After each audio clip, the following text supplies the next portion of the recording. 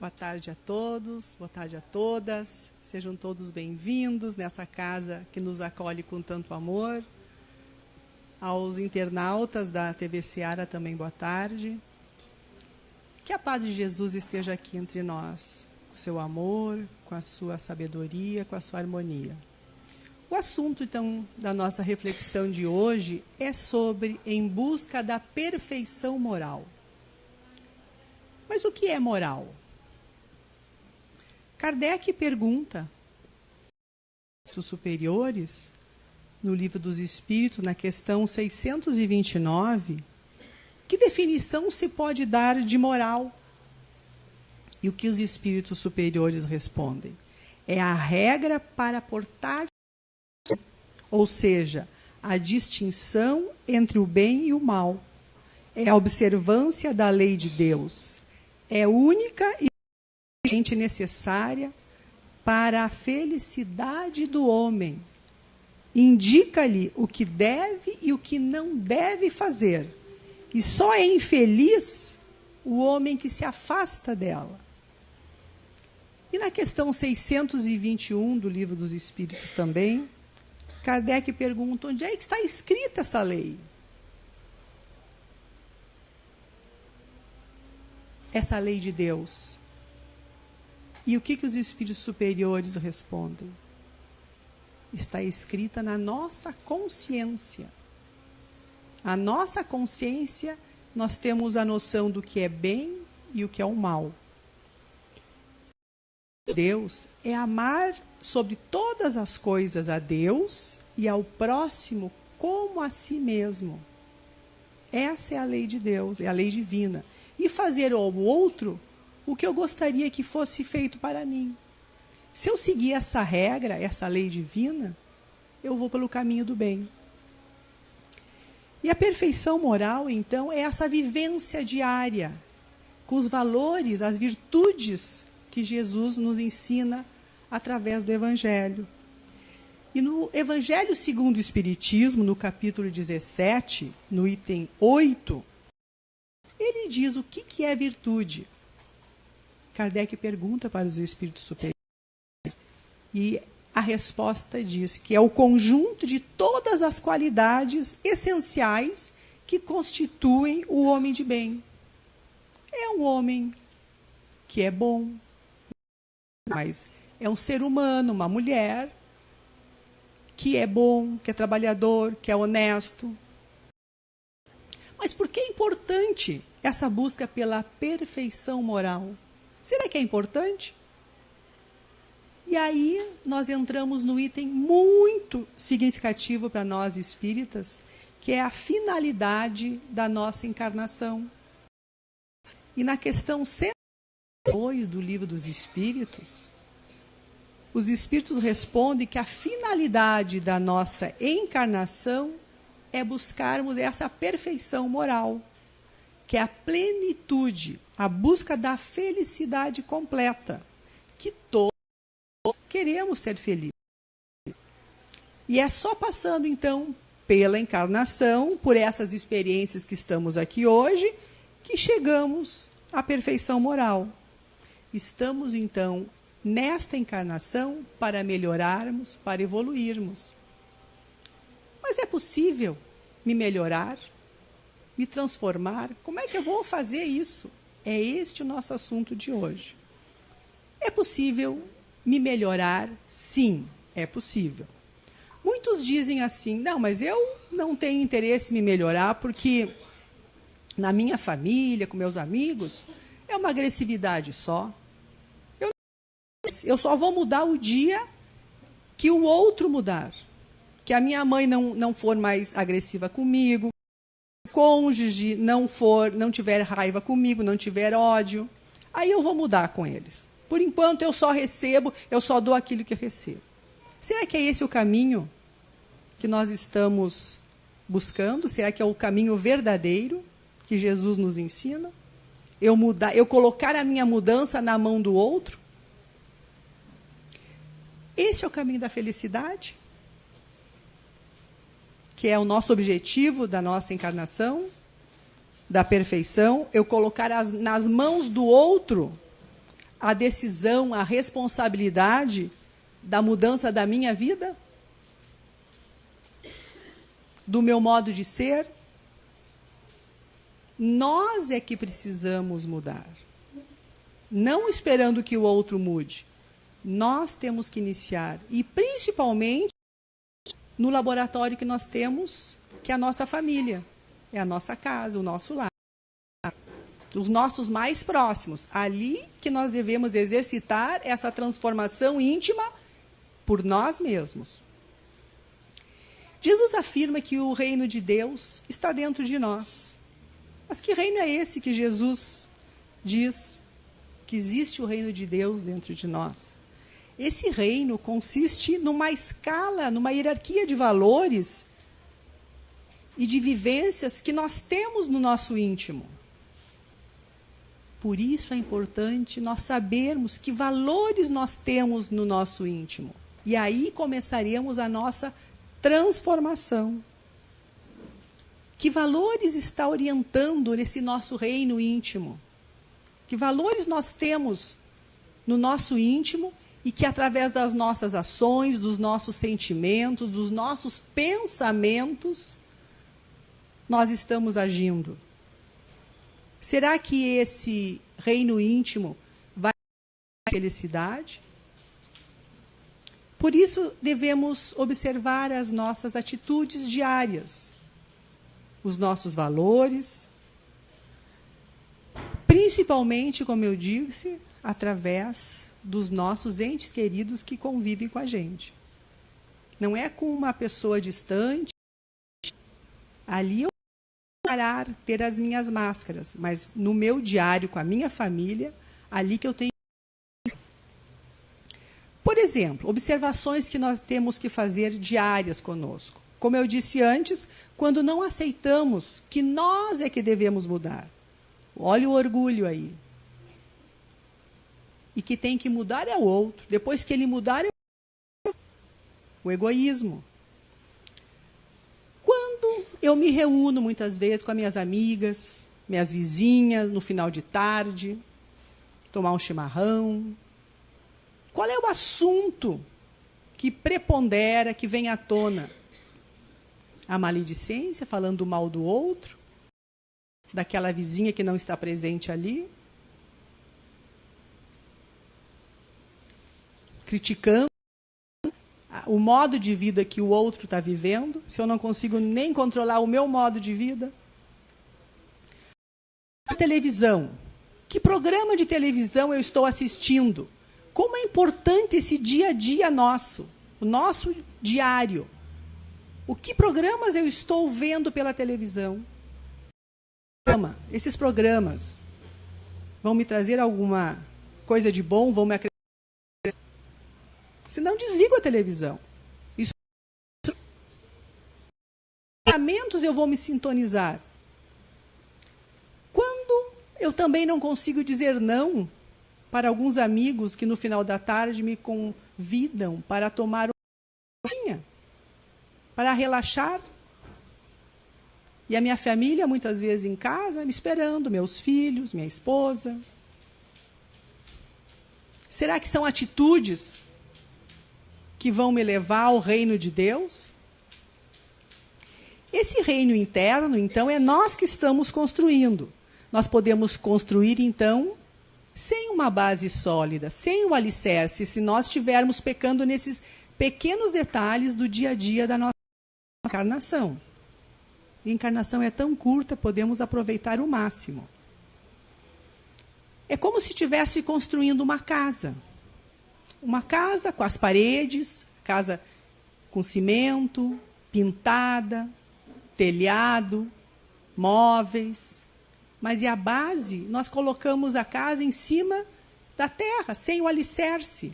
E na nossa vida é sem o alicerce moral. E na casa é como se não tivesse um alicerce de cimento. Mas se nós construirmos a nossa casa, a nossa vida moral, a nossa casa interna com alicerce moral, que Jesus nos ensina com as suas virtudes, esse reino de Deus que Jesus nos diz, será construído com uma base sólida. E não há chuva, sol, vento que destruirá. Na questão 919 do Livro dos Espíritos, fala da perfeição moral. Kardec pergunta qual é o meio prático e eficiente para aperfeiçoar nessa vida, resistindo à tentação do mal. Olha só a pergunta, muito importante para o nosso assunto de hoje. E a resposta é: um sábio da antiguidade disse: conhece-te a ti mesmo. O conhecimento de si mesmo é a chave do desenvolvimento individual. Mas como conhecer-se? Ele continua: julgar-se a si mesmo. Não teremos a ilusão do amor próprio, que diminui os erros, nos a nós mesmos? Por exemplo, o avarento não vai dizer assim que ele, ao invés de ter apego extremado ao dinheiro, ele ser simplesmente econômico e precavido? O orgulhoso acreditando ter apenas dignidade, ser honrado? E assim por diante. Teríamos sempre uma desculpa. Mas há um meio que não nos engana. Qual é esse meio que não nos deixa enganar? Quando estivermos indecisos sobre o valor de alguma ação nossa, nos perguntemos: se tivesse sido praticada essa ação por outra pessoa, se eu condenar nos outros, não poderia ser legítima, ser boa. Também procurar saber o que os outros acham das nossas ações. Principalmente, Kardec diz, através dos espíritos superiores, os nossos inimigos. Pois esse não tem interesse, os nossos inimigos, em mascarar a verdade. E Deus nos coloca lado a lado, com esses inimigos, como um espelho para nos enxergarmos. Então, somos espíritos imperfeitos, em evolução, com tendências positivas e negativas, e essa disposição, essa vontade de nos conhecermos, pode surgir de duas maneiras. A primeira, voluntariamente, através do amor, naturalmente, aprendendo na casa espírita, com meus irmãos aqui também, vendo qual é a minha finalidade de estar nessa encarnação, nesta vida hoje. O que eu posso fazer para me melhorar? Eu me perguntando. No Evangelho segundo o Espiritismo, no capítulo 11, é o seguinte: amar ao próximo a si mesmo. O que significa isso? É nos conhecermos, é melhorarmos pelo amor. É fazer aos outros o que quereríamos que eles nos fizéssemos. Esse é o exemplo da caridade, é o melhor exemplo para aprendermos, para nós evoluirmos. Contudo, se não aprendemos pelo amor, aprendemos pela dor. A dor nos educa. E no grupo de apoio, de autoajuda, apoio fraterno, que nós temos nas quintas-feiras aqui na casa, um grupo de autoajuda para a dependência química, a gente, quando recebe os assistidos aqui, a gente tem uma dor imensa das famílias. Mãe, pai, os familiares chegando em sofrimento muito grande. E o que essa dor me significa? O que essa dor da dependência química está querendo me mostrar que eu até então não tinha visto? É um aprendizado que nós temos que ter. Muitas vezes chegam se culpando, se envergonhados, se perguntando onde foi que eu errei, culpando o cônjuge, o outro, não eu, culpando os amigos do dependente. E esse não é uma atitude harmoniosa. E devemos, sim, nos responsabilizar e não nos culpar, porque a culpa nos paralisa, não nos deixa enxergar o que temos que fazer. E devemos enxergar com olhos de ver o que a dependência química quer me mostrar. Devemos pensar assim: o que a vida quer me mostrar. O que Deus quer me mostrar e não o que eu quero ver. O que a vida espera de mim. Eu espero da vida. No Evangelho, no capítulo 5, diz: bem-aventurados os aflitos. Diz que todo quanto sejam feridos no coração por reveses e decepções na vida, consultem serenamente a sua consciência, a lei de Deus. Remontem pouco a pouco a causa dos males que os afligem e verão se os mais das vezes não poderão confessar. Se eu tivesse feito, ou se eu não tivesse feito tal coisa, não estaria nessa situação. Então, muitas vezes nós passamos uma encarnação toda se culpando e não procurando onde está o meu equívoco e levantar e seguir e prosseguir. Por isso é importante esse nosso autoconhecimento, parar para pensar. Analisar todos os dias as minhas ações, o que falamos, o que sentimos no fundo do nosso coração, o que pensamos. O pensamento é muito importante. Então, temos a tendência a nos acomodar, de não nos esforçar, porque a mudança requer muito esforço. Mas é possível. Essa mudança requer mudança de hábitos, mudança desses hábitos, os nossos vícios, enxergar os nossos vícios, o apego às coisas materiais. Mas Jesus diz: tende bom ânimo, eu venci o mundo. Nós nos propomos a mudar realmente, o esforço inicial é grande. Depois aprendemos, fica fácil, fica mais fácil, e cada dia vai ficando mais fácil. Mas por que é tão difícil deixarmos de ter alguns defeitos, alguns vícios?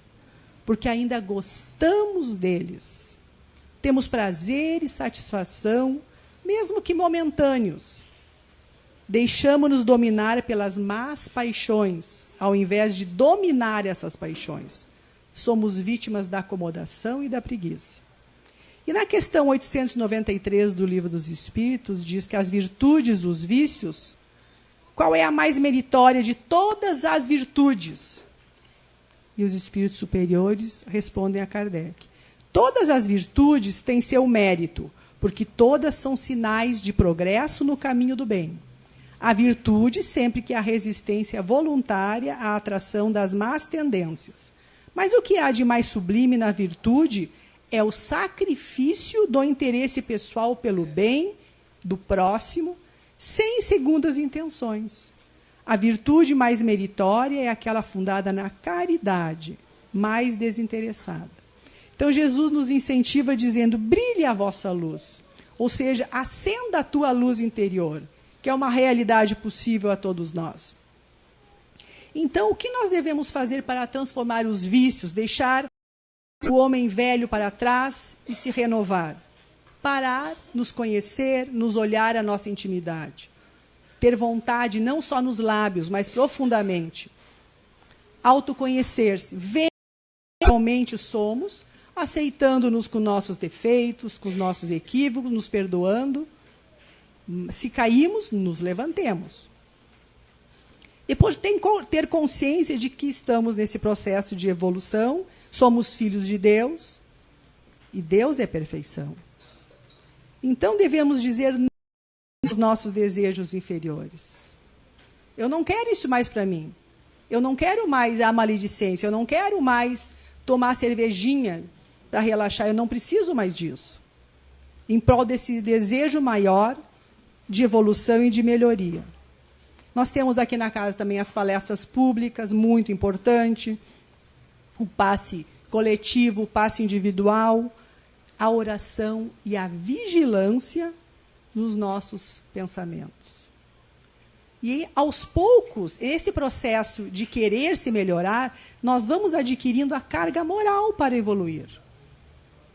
Um dia após um dia, quando vocês olharem lá para trás, a gente vai ver como a gente era e como a gente mudou para melhor. Finalizando, então, o nosso... Que Jesus seja o farol o nosso guia, em todos os momentos da nossa vida, que deixemos, então, brilhar essa luz divina que todos nós temos, o nosso Pai amado que está sempre nos acompanhando, sempre nosso bem. Deixamos brilhar a nossa luz. Uma boa tarde a todos.